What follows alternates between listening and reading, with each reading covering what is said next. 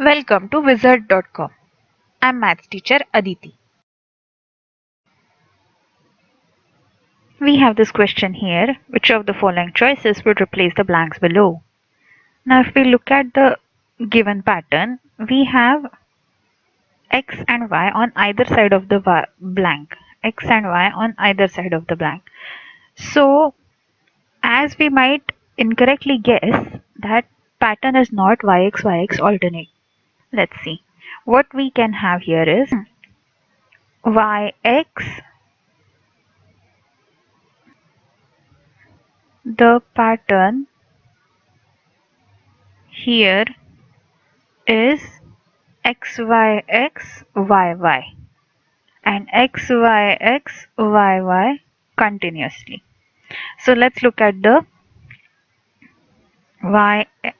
given blanks yx yy.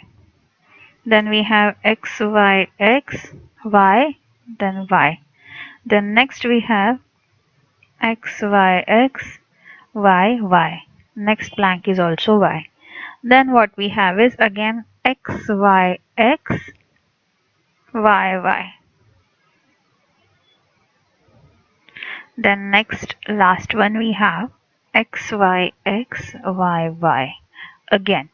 So all the blanks will be filled with y. So we have 5 y's here will be